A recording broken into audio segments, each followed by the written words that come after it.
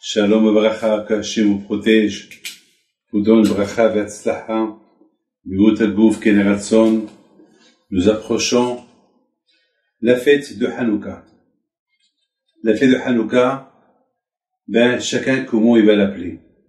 On l'appelle la fête des enfants, la fête de la lumière, la fête de la Torah, la fête de la joie, la fête de la famille, la fête, mais une fête très spéciale. C'est une fête que de remerciements à Kadosh Baruch Hu. C'est tout. Remercier à Hachem. On dit merci à Kadosh Baruch Hu. Vous savez, dans la vie, il y a le mot merci. Il y a le mot de remerciement. Alors, quels sont les merci? Il y a beaucoup des fois, lorsqu'on voyage, lorsqu'on a un miracle, on fait le gomel, on monte au Sefer Torah, et on dit à Kadosh Baruch Hu merci. Mais vous vous rendez compte, ce merci-là qu'on fait aujourd'hui à Hanouka, c'est un merci, pas comme tous les merci. La fête de Pessah, c'est pas une fête de merci. C'est une fête pour se rappeler tout ce que nous avons souffert en Égypte, et Hachem nous a libérés. Shavuot, il nous a donné la Torah. Sukkot, Hachem nous a protégés pendant 40 ans dans le désert. Et Rosh Hashanah Kippour, on demande à Kadosh Baruch Hu qui nous pardonne pour toutes les fautes qu'on a fait. On demande à Kadosh Baruch Hu une bonne année. Mais on parle, mais c'est pas une fête de merci. C'est pas une fête de remerciement.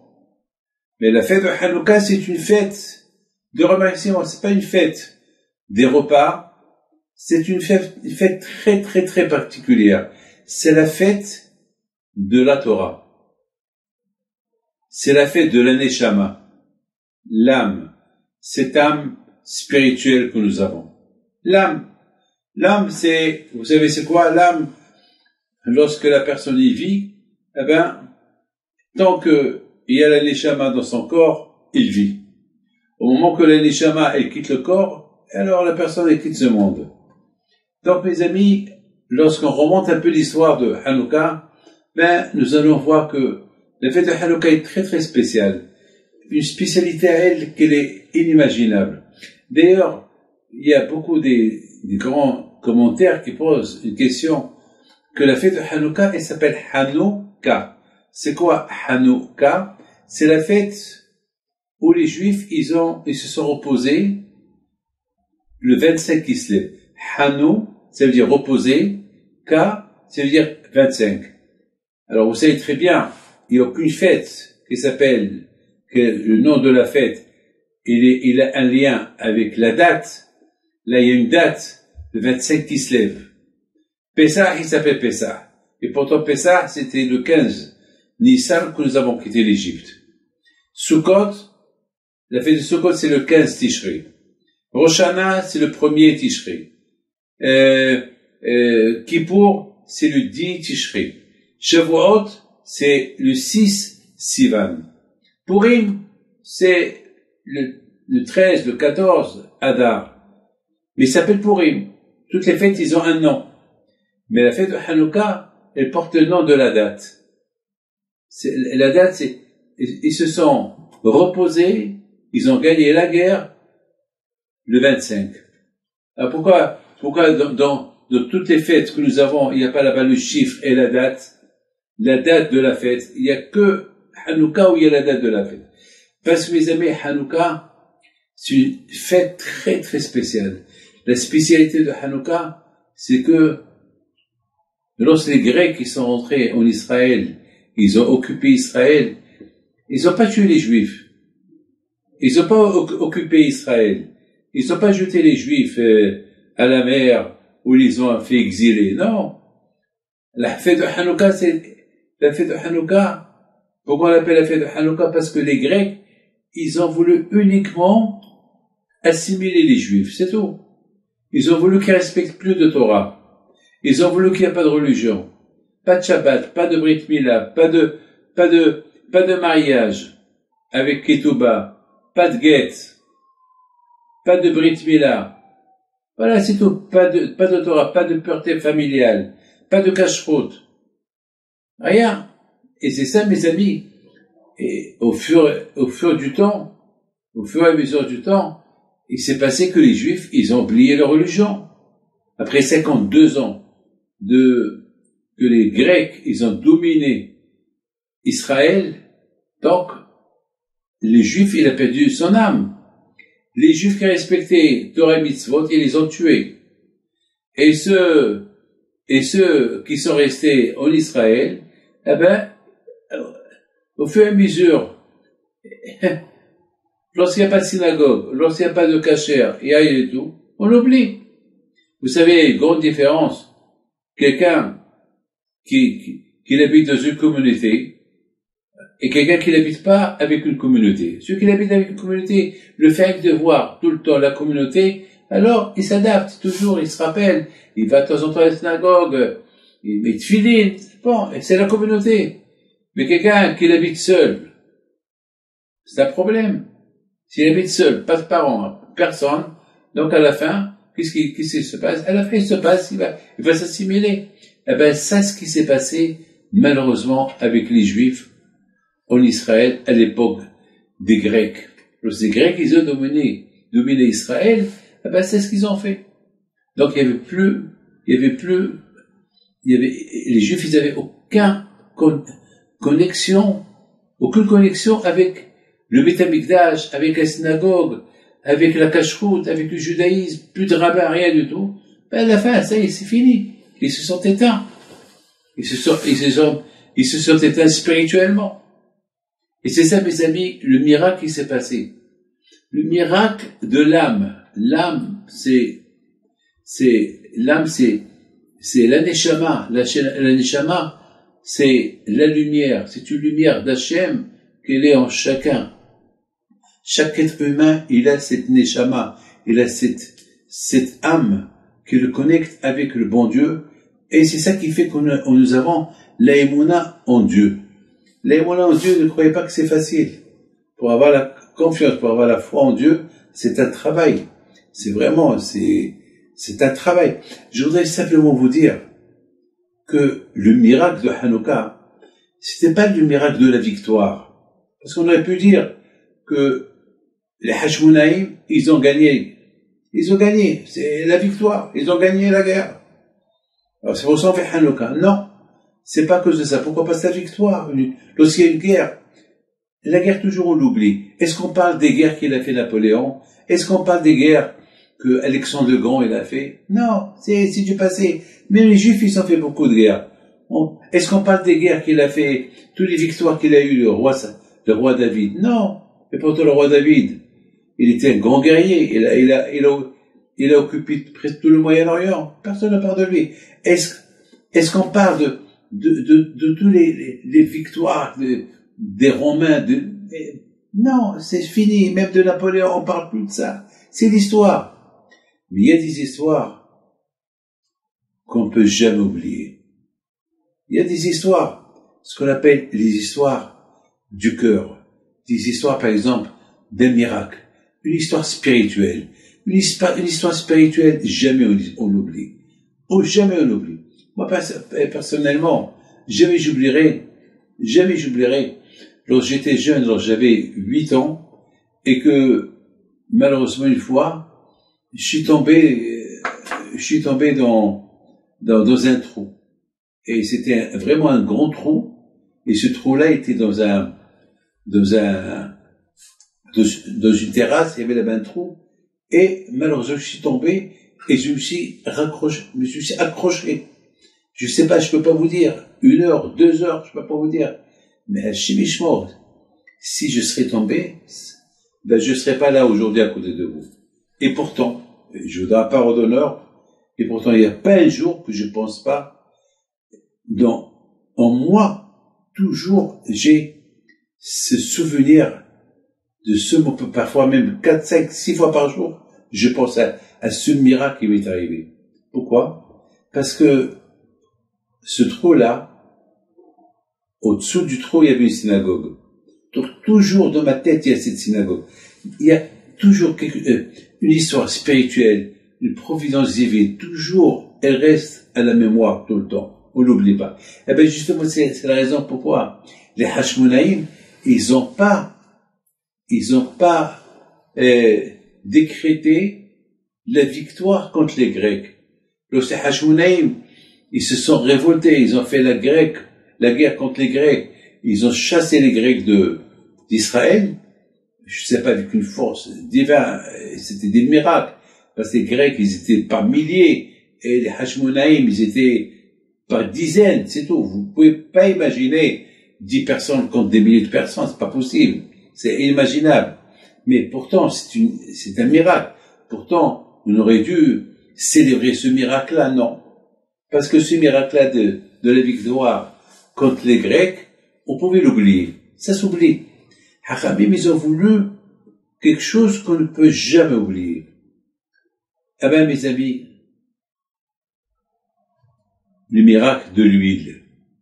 Cette petite fiole d'huile, quoi, a priori, il y a rien à parler de. On a fait une histoire sur une fiole d'huile. C'est de la folie. Faisons des fêtes pour quelque chose de magnifique, quelque chose de grandiose. On fait toute une histoire sur une petite fiole d'huile qu'on a trouvée. Et que les Hashmonaïm, ils l'ont allumé au Beth Amikdash. Vous savez que dans le Beth Amikdash, il y a ce qu'on appelle la menorah. Comme vous voyez derrière moi. Cette menorah-là,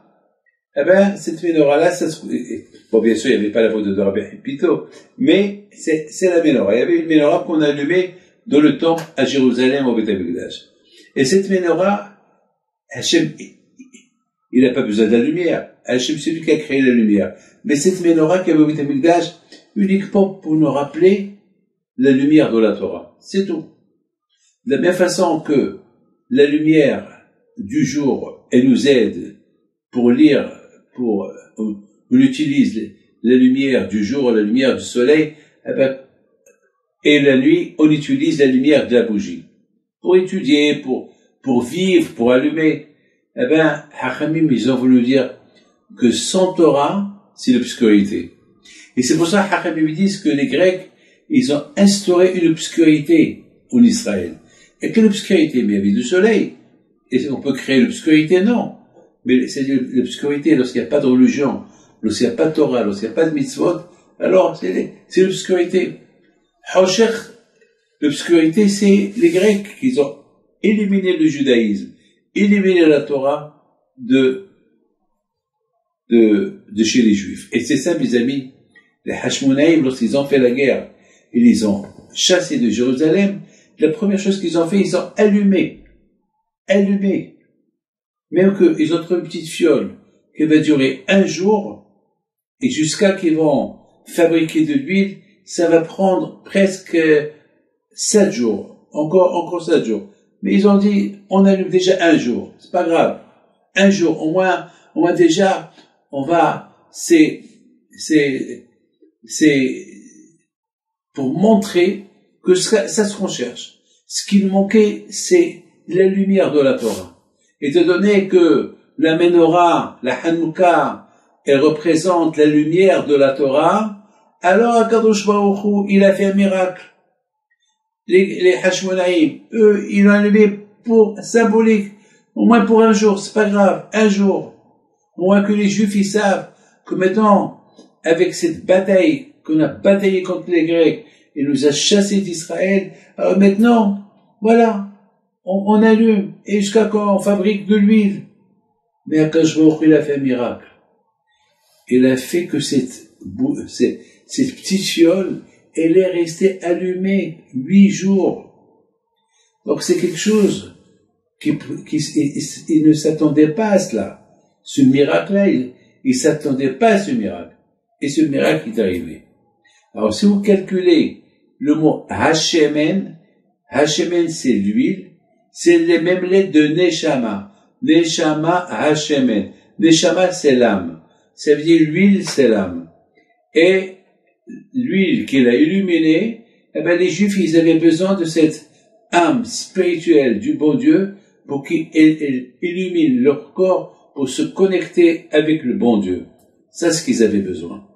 Alors quand le bon Dieu, il aura répondu, voilà, je suis là. Voilà. Et c'est la raison pourquoi Hachamim, ils ont instauré chaque année de faire cette fête, la fête de la lumière, la fête de Hanouka, la fête du repos, le 25. Et c'est la raison pourquoi la fête de Hanouka, elle s'appelle Hanouka, le repos du 25. C'est la seule fête de toutes les fêtes qui s'appelle la date du mois où il y a eu le miracle. Pour ne pas qu'on l'oublie, c'est quelque chose de, parce que, mes amis, à quoi sert de fêter les fêtes si on n'a pas la foi? Voilà. À quoi sert de fêter Pesach, Sukkot, Purim, Rosh Hashanah, Shavuot et Kippour, s'il n'y a pas l'aïmouna, s'il n'y a pas la foi? À quoi ça sert? Eh bien, mes amis, Hanouka, c'est la fête de la foi. C'est la fête de l'aïmouna. C'est la fête de la neshama. C'est la fête de l'âme. Et cette âme-là, elle s'est réveillée et s'est allumée le 25. Le 25. Et c'est la raison pourquoi Hachamim, ils ont appelé cette fête-là Hanouka. Ils se sont repos 25. Hanouka, c'est-à-dire repos 25. Les Juifs, ils se sont reposés de la guerre le 25 qui se lève lorsqu'ils ont allumé la Hanouka. Lorsqu'ils ont trouvé une petite fiole, ils ont allumé la menorah. C'est ça, mes amis, c'est la raison pourquoi on l'appelle Hanouka. Mes amis, je voudrais vous dire quelque chose. Il y a une très belle histoire que je voudrais maintenant vous raconter. Vous savez que Titus, c'est lui qui a détruit le temple. Il a pris, d'ailleurs, dans la fiche de l'invitation du cours de ce soir, vous avez vu là-bas l'arche de Titus, l'arc de triomphe de Titus. Et vous voyez là-bas sur la photo comment les Juifs portaient sur leurs épaules la menorah. J'étais à Rome et j'ai visité l'arc de Titus. Moi, je suis pas parti pour voir l'arc de triomphe de Titus. Moi, je voulais voir uniquement la menorah. Cette Hanoukia qu'elle est gravée, qu'elle est sculptée dans l'arc. C'est tout ce que je voulais voir. Et je me suis posé une question. Pourquoi Titus a pris du Beth Amikdash la menorah? Il a voulu défiler à Rome avec la menorah. Pourquoi il n'a pas emmené l'autel de sacrifice? Il y avait plein de choses dans le Beth Amikdash, dans le temple. Il a choisi que la menorah. Pourquoi il n'a pas pris le kior, lavabo? C'était magnifique, cet lavabo-là, où les Kohanim, ils se lavaient les mains. Pourquoi il n'a pas présenté le shulchan, la table? C'est une table royale, des 12 pains qu'on mettait là-bas. Elle était magnifique, elle était très spéciale. C'est quelque chose qu'on ne voit nulle part. Pourquoi la menorah? Pourquoi cette menorah? Et en plus, ceux qui ont construit l'arc de triomphe pour la victoire de Titus, qu'il a détruit Israël, il a détruit le temple, ils ont choisi que la menorah. Quelle est la raison? Ils ont sculpté la menorah.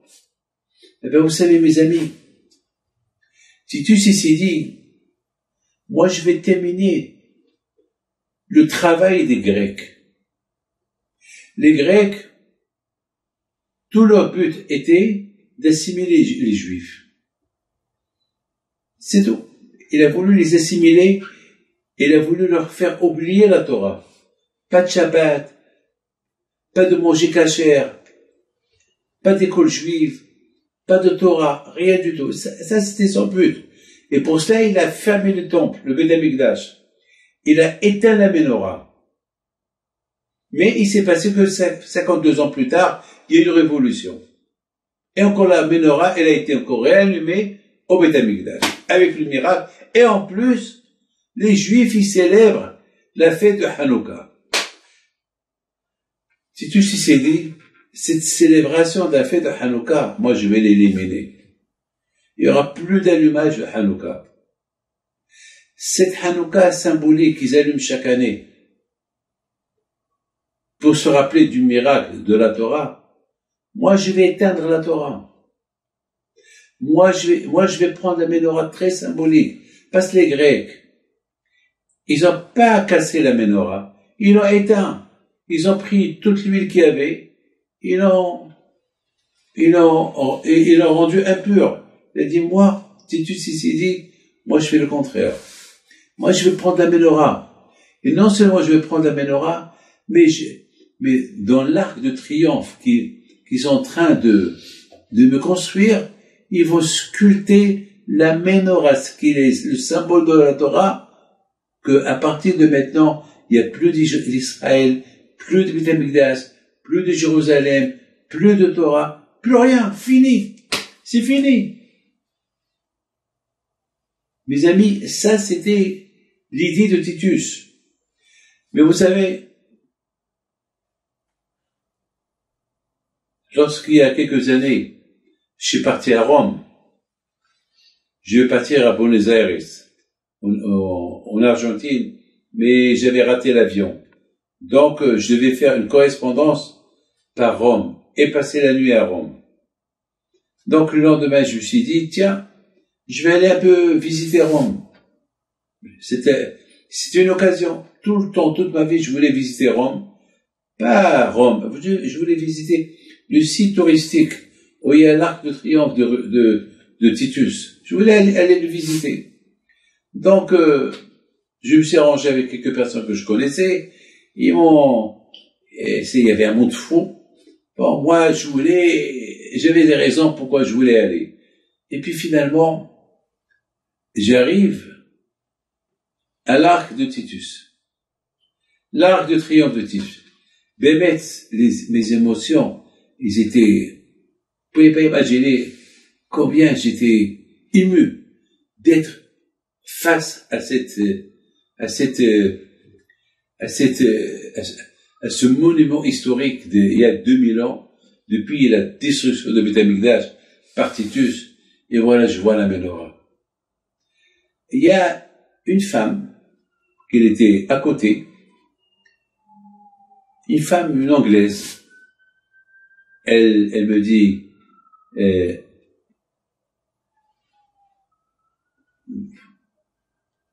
vous connaissez bien l'histoire, c'est votre histoire. Je dis, oui, madame. Et j'ai commencé à sourire. Oui, c'est notre histoire. Ouais. Elle m'a dit, et vous n'êtes pas triste? Vous n'avez pas de la peine? Je suis triste. Pourquoi voulez-vous que je suis triste? Eh ben, avec tout ce qui s'est passé.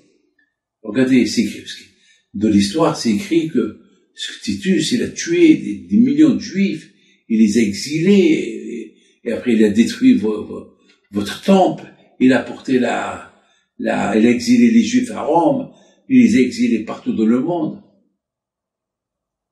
Et malheureusement, l'endroit le plus sacré que vous avez à Jérusalem, en Israël, il l'a détruit. Regardez, il a pris la menorah. Je commençais à rigoler un peu. Elle me dit, vous n'avez pas de la peine? Je dis, non, je suis là. Titus, il a voulu détruire le judaïsme. Il a échoué. La preuve, voilà, je suis là. Je suis à Rome. J'ai une barbe. Je suis juif. Je suis un homme de Torah.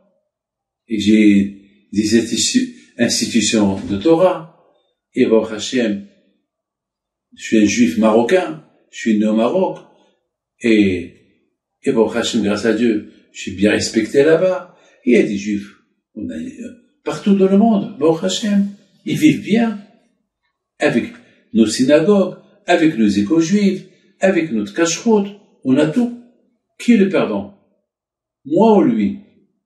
Lui, on sait même pas où ce qu'il est. Il est que dans l'histoire. Mais moi, je suis pas dans l'histoire. Moi, j'existe. Je suis là. Je suis le fruit de cette menorah qu'elle est là. Pas cette menorah, elle est sculptée, gravée sur un mur.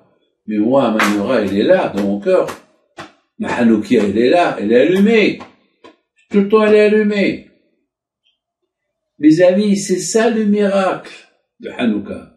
Le miracle de Hanouka, c'est pas le miracle de la victoire qu'on a gagné les Grecs, non.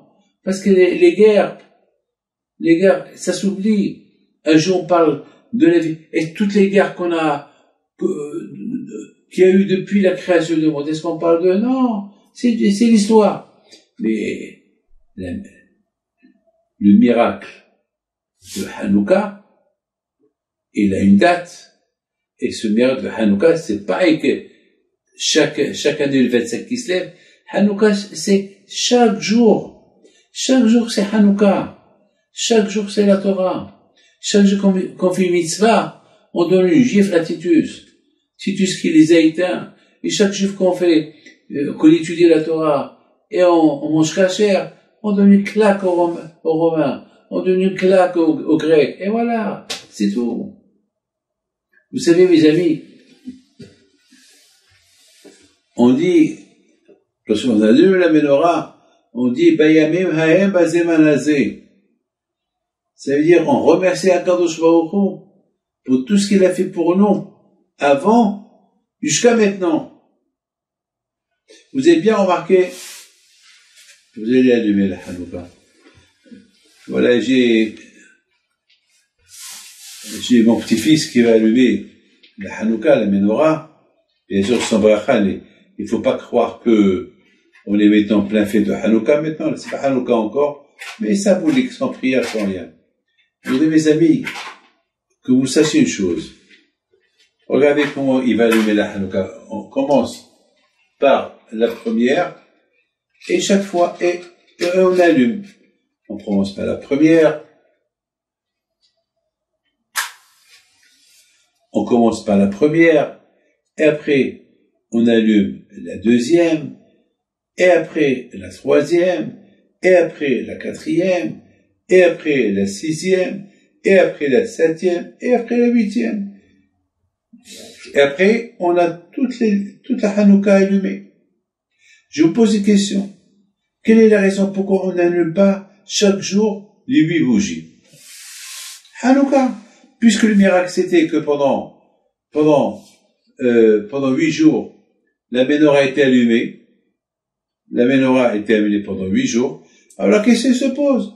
Pourquoi chaque jour, on n'allume pas 8 bougies en souvenir de la fête de Hanouka? Pourquoi on commence par une, après le deuxième jour c'est 2, après c'est 3, après c'est 4, après c'est 5, après c'est 6, quelle est la raison? Le miracle c'était 8 jours, alors 8 jours. Eh bien, mes amis, Hachamim, ils veulent nous choquer. Ils veulent qu'on sent le miracle. C'est ce qu'on appelle Ma'alim Moussi Voler, toujours on ajoute. Dans la vie, toujours il faut ajouter. Les riches, même s'ils sont riches, ils ne vont pas se contenter uniquement de la richesse qu'ils ont. Ben, s'ils peuvent doubler leur richesse, ben, ils vont le faire. Ils seront contents. Tripler, pourquoi pas? Mes amis, dans la vie juive, il faut toujours ajouter. Vous savez, Rachel Imeno, lorsqu'elle a eu Yosef, après plusieurs années qu'elle était stérile, lorsqu'elle a eu Yosef, elle a appelé Yosef. Pourquoi elle a appelé Yosef Yosef? Elle a dit à Hachem, ajoute-moi un autre. Donc dans la vie, il faut toujours ajouter. Donc, c'est la raison pourquoi Akadosh Baruch Hu, il nous a donné la Torah. Et cette Torah qu'il nous a donnée, c'est, si on s'arrête de l'étudier, si on s'arrête de la respecter, eh ben on tombe. La Torah, on peut jamais la comprendre. De plus qu'on la lit, de plus qu'on essaie de la lire, on la comprend d'une autre manière. Et toujours, on progresse. C'est ce qu'on appelle, c'est comme C'est comme une échelle que tu montes, step by step. Voilà. Et tu montes, et tu montes, et encore tu montes, et encore tu montes. Mais fais attention, il faut pas retomber. Il faut pas aller marcher ailleurs. Il faut aller en avance. La Torah, avec la religion, avec la Torah, il faut toujours aller en avance, en avance, en avance, en avance. Et tu avances, tu galopes, tu continues. C'est comme quelqu'un qui monte dans une montagne. S'il s'arrête au milieu de la montée, eh ben, il perd là, sa force, il commence à redescendre. Non, tant que tu peux monter, tu montes. Eh ben, c'est pour ça que ils ont dit que ça peut plus choquer lorsque chaque jour on progresse, on allume une derrière l'autre. Sinon, on va s'habituer. Si chaque jour on allume 8 bougies, on va s'habituer. Donc on va pas sentir le miracle. Ils veulent qu'on sent le miracle. On sent le miracle de Hanouka. Ma'alin Bakodesh. Bilo Mouridin.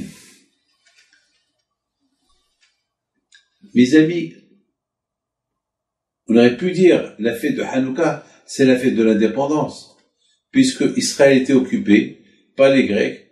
Donc lorsque les Juifs, ils ont chassé les Grecs d'Israël, on aurait pu appeler, après 52 ans de domination, donc on pouvait l'appeler la fête de l'indépendance. Non. La fête de l'indépendance, indépendance de quoi? Ils étaient toujours là. Mais la fête de Hanouka, c'est la fête de la dépendance spirituelle.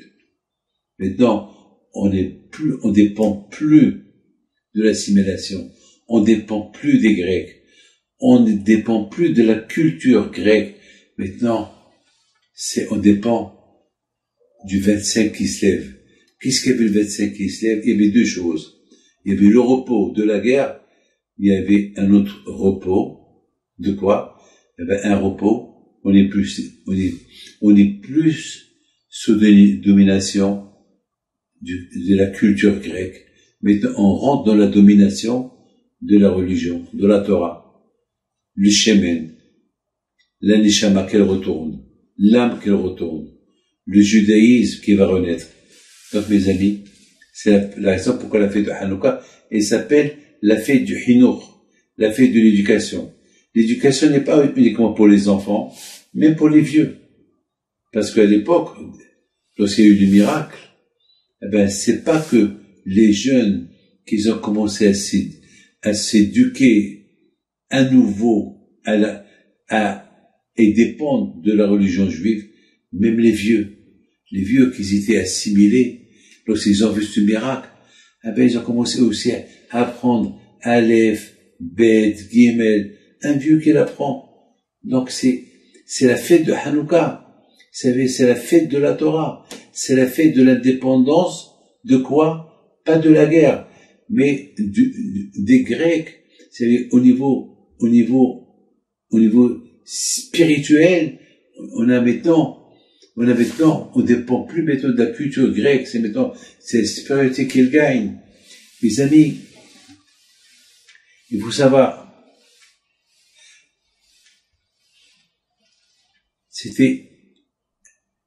ils ont à nouveau, le judaïsme a commencé à nouveau de s'éduquer dans la Torah. Je voudrais raconter une histoire. Il y avait Titus. Il a voulu, avant de détruire le Beth Amikdash, il avait peur. Il a dit, j'ai peur le Dieu des Juifs, il va me faire comme il a fait au Pharaon. Il va me faire comme il a fait aux autres qui se sont attaqués aux Juifs. Moi, je ne vais pas détruire le temple. Je vais laisser un Juif que lui-même, il va transgresser, il va faire quelque chose au Beth Amikdash. Et donc, si le bon Dieu, il existe, que Dieu préserve, alors il va jeter sa colère sur ce Juif-là, pas sur moi. Alors Titus, il a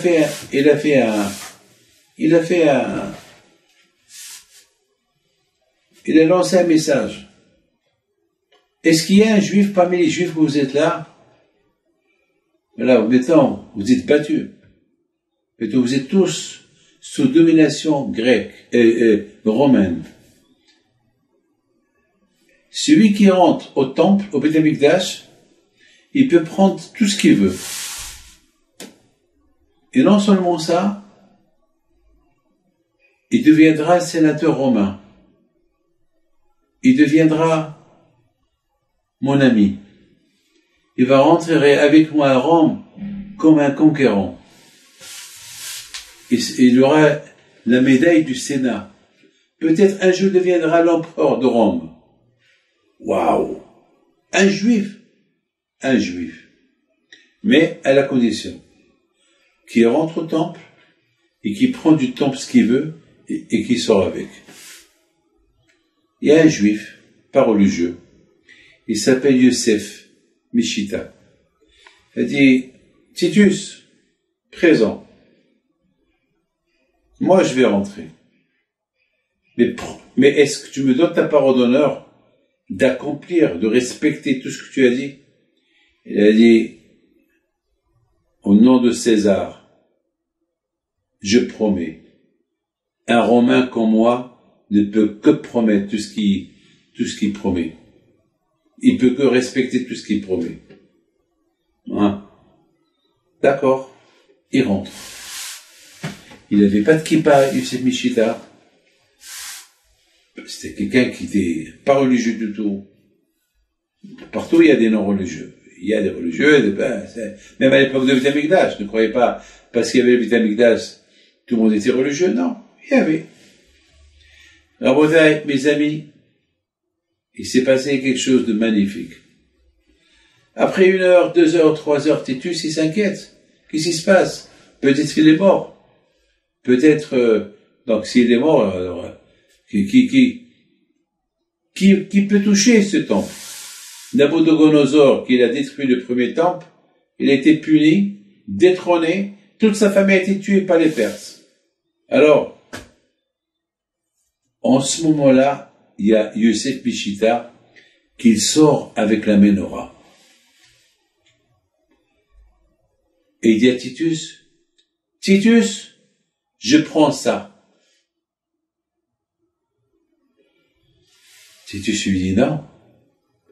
Tout le but de Rome, c'est de détruire le temple et détruire la Torah et de prendre la menorah à Rome pour montrer à Rome que j'ai battu la Judée,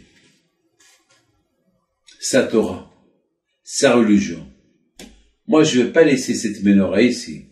Moi, je ne veux pas faire ce qu'ils ont fait les Grecs. Moi, je suis là pour aller jusqu'au bout. Eh oui. Aller jusqu'au bout.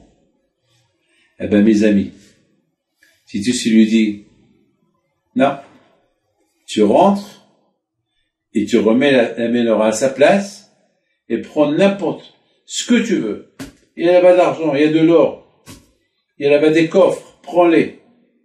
Non, je veux la menorah. Titus lui dit, écoute-moi, si tu reposes pas la menorah à sa place, je vais te couper en 2, en 3, en 4. Je vais te déchiqueter. Et il fait de moi ce que tu veux. Mais j'ai déjà fauté dans ma vie. Aujourd'hui, je suis pas prêt à recommencer toutes les bêtises que j'ai fait.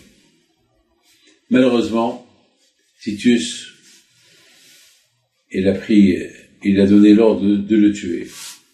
Ah, peut-être je vous pose une question que tous les rabbins posent. Qu'est-ce qui s'est passé dans la tête de Titus? Et qu'est-ce qui s'est passé dans la tête de Yosef Mishita? Yosef Mishita n'était pas religieux, il n'était pas croyant. Il est rentré pour voler, il est rentré pour prendre la chose et soudainement, il est devenu orthodoxe, il est devenu religieux. La menorah lui a changé la tête. C'est quoi ça? La menorah lui a changé la tête. Pourquoi il n'a pas changé la tête avant? Qu'est-ce qui s'est passé? La menorah lui a fait un bourrage de crâne. Est-ce que la menorah elle parle? Est-ce qu'ils ont discuté? Qu'est-ce qui s'est passé exactement dans la tête de Yosef Mishita? Et qu'est-ce qui s'est passé dans la tête de Titus, que, après cette histoire-là, il est rentré, il a détruit le temple et il est parti. Il a pris la menorah. Qu'est-ce qui s'est passé? Mes amis, c'est ça la force de la menorah. La force de la menorah, c'est brainwash. Elle lave le cerveau. La lumière de la menorah.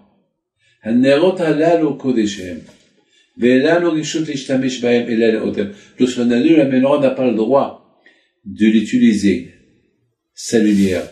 On n'a pas le droit de prendre un livre et lire à la lumière de la menorah. La menorah est qu'on la voit. C'est tout. La lumière de la menorah, elle lave le cerveau au niveau spirituel. Ça, ce qu'elle a fait à Yosef Mishita. Ça, ce qu'elle a fait. Yosef Mishita, il est rentré à l'intérieur de Beth Amikdash dans l'intention de souiller le Beth Amikdash, de profaner le Beth Amikdash, de prendre, de voler. Mais lorsqu'elle a vu la menorah allumée, il a vu cette menorah qu'il a purifié tous les cerveaux juifs à l'époque des Grecs, à tel point que jusqu'à maintenant, on allume la menorah en souvenir de ce miracle de la Neshama, le miracle de la lumière. Eh ben c'est ça. La menorah, elle défie n'importe quel juif qui est loin de la religion. Mais à la condition d'essayer l'expérience de la menorah. C'est pas allumer, regarder. Allumer, regarder, mais après, faites un début dans la religion, et ça va vous aider. Mais si on l'allume comme un souvenir, pour la lumière de Hanouka, et c'est tout, alors elle va pas faire d'effet. Pour que la lumière de Hanouka elle fait un effet, il faut le vouloir. C'est comme lorsque quelqu'un il a faim, eh ben il faut qu'il mange. À quoi sert d'acheter le manger et tu ne le manges pas, et tu le laisses? Ben tu resteras toujours dans ta faim. Mes amis, c'est ça le miracle de Hanouka. Et c'est ça qui a fait changer Yosef Mishita. Alors comment Titus n'a pas changé? Comment Titus n'a pas changé? Parce que Titus, il n'a aucun lien avec la Torah.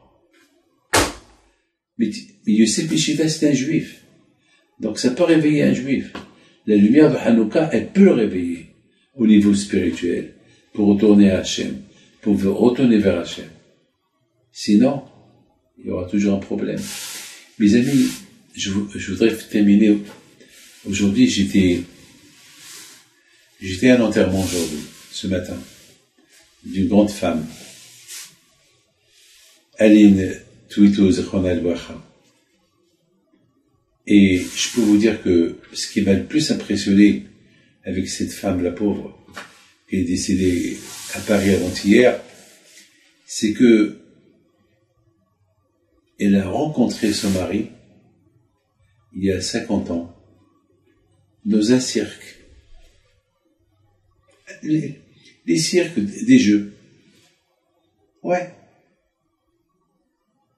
Et ce dimanche-là, 50 ans plus tard, il a dit à son mari, viens, on retourne là-bas. Et on va aller au cirque. On prend les enfants.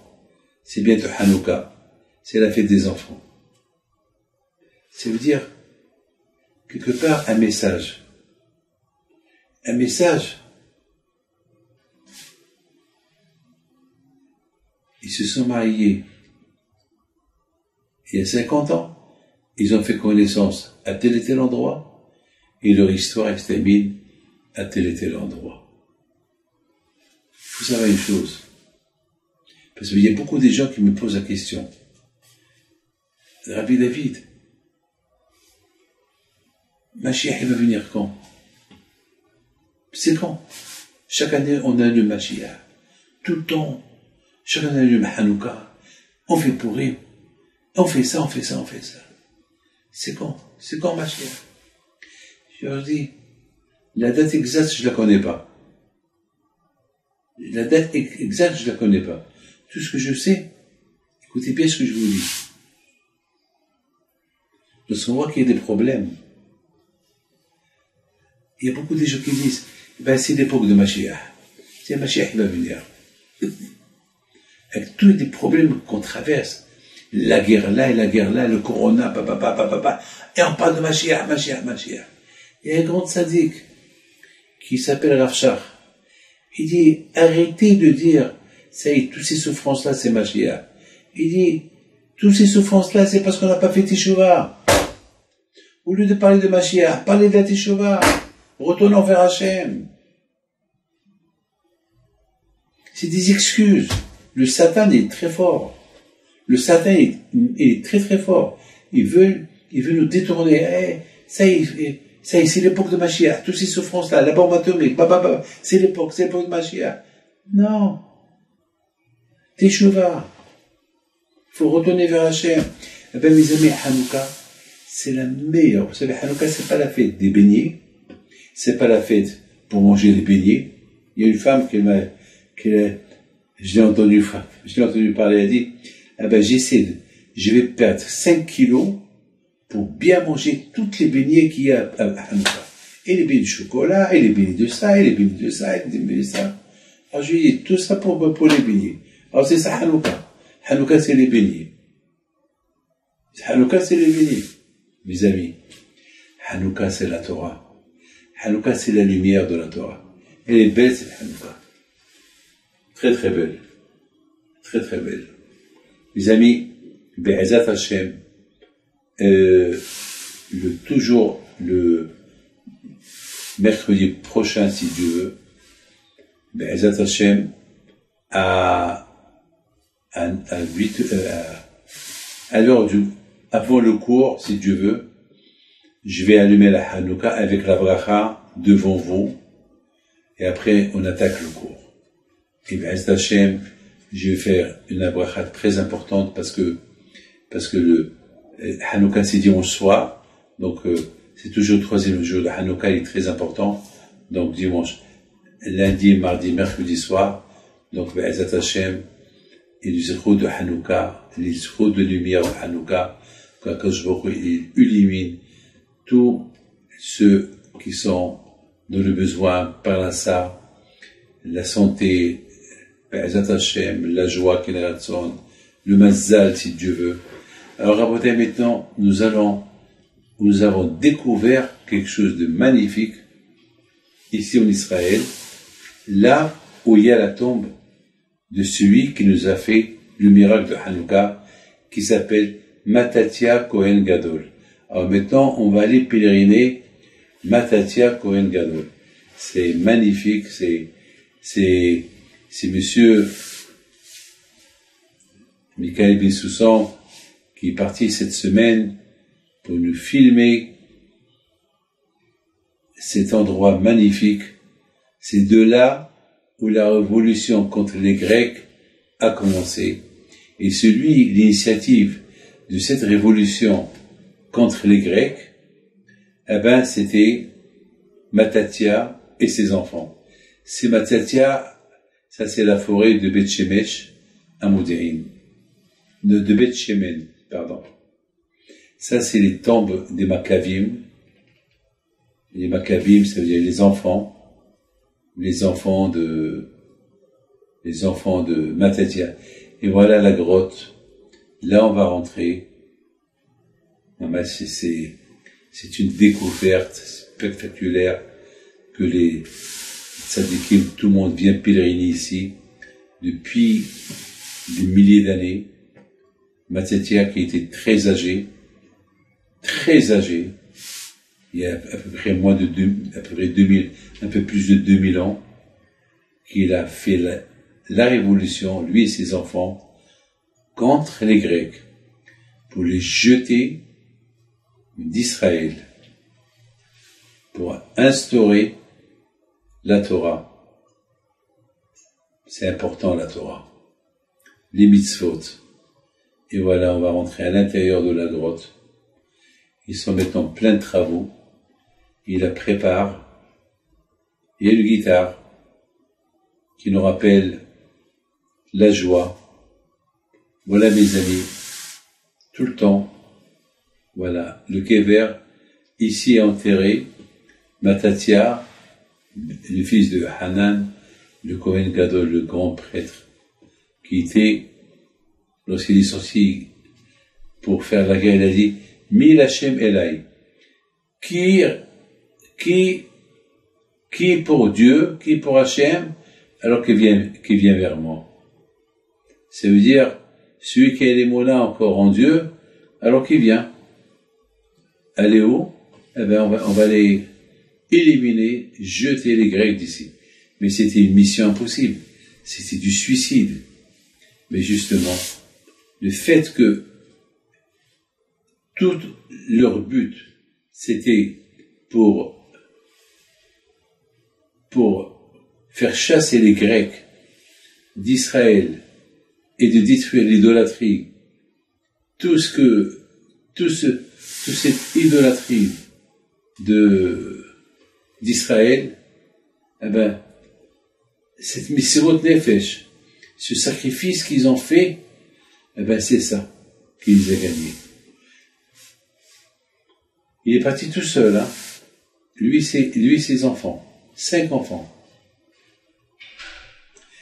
Matatia ben Kohen Gadol était, bien sûr, de la descendance de Aaron HaKohen.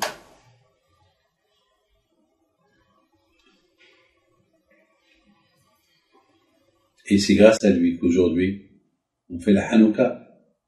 Lorsque lui et ses enfants ont terminé la guerre, eh ben, cette guerre a été terminée exactement le 25 Kislev.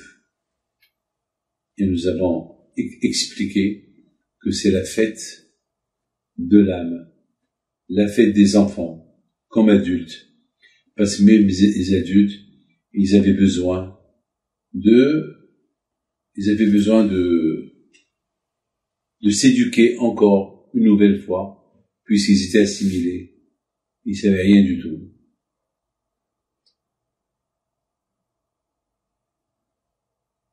Retenons bien l'histoire de Yosef Mishita. Il ne faut pas l'oublier. Lui qui était contre la religion juive, alors que lui était juif, la seule chose qu'elle a ramené vers le judaïsme, c'est la vision, lorsqu'il a vu la Hanouka. Lorsqu'il a vu la Ménorah. Alors vous savez que la Ménorah qui était dans le Beit Hamikdash, elle avait que 7 branches. Or la Hanouka qu'on allume aujourd'hui, elle a 8 branches. On est tous d'accord. Ça c'est un puits d'eau original. C'est là où ils étaient cachés les Hashmonaïm, dans les forêts de Beth Shemen. Ils étaient cachés.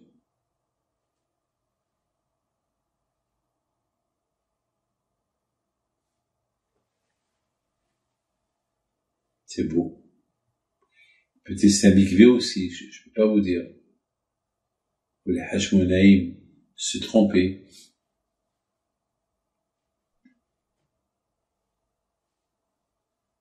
Il faut jamais oublier cette histoire de Yosef Mishita. Spectaculaire. Il a vu la Hanouka, la Ménorah, il a fait Teshuvah. Ah, maintenant, tout à l'heure, je vous ai dit que la Ménorah qui avait au Beit Hamikdash, elle avait que 7 branches. Et or, la Ménorah qu'on allume maintenant, elle a 8 branches. Alors pourquoi on a ajouté, pourquoi 8? Ben 8, c'est pas, parce que, pour se rappeler, parce que pour le premier jour, ils ont trouvé une fiole. Alors déjà, le fait qu'ils ont trouvé une petite fiole, c'est un miracle. Et après, il est resté encore 7 jours. Donc, il est resté 8.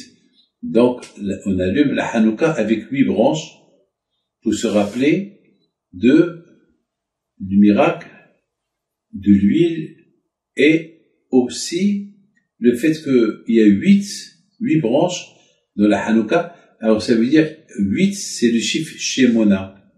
Shemona, c'est les mêmes lettres de Neshama. Et Neshama, c'est les mêmes lettres de Hashemen. Donc, on a Hashemen, Neshama, Shemona, et tout forme, chaque mot, il est à l'équivalent de Neshama, ou Shemona, ou Hashemen. C'est de la folie. C'est de la folie. Shemona, c'est les mêmes lettres de Hashemen, Neshama. Neshama, c'est les mêmes lettres de Hashemen, Shemona. Et l'autre aussi, c'est comme ça. Donc, pour bien se rappeler de ce miracle. Maintenant, nous allons partir Be'ezat Hashem.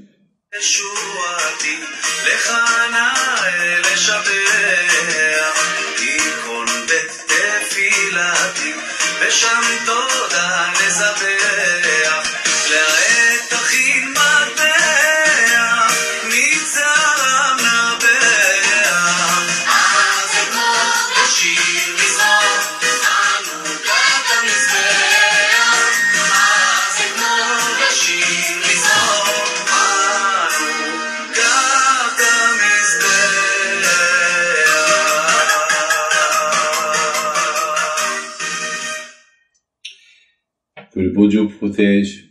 Alors, Be'ezat Hashem, n'oubliez pas, mercredi soir prochain, on aura une grande surprise pour vous, où on va allumer la menorah, mercredi, chez quel tzaddik. Ça sera la surprise.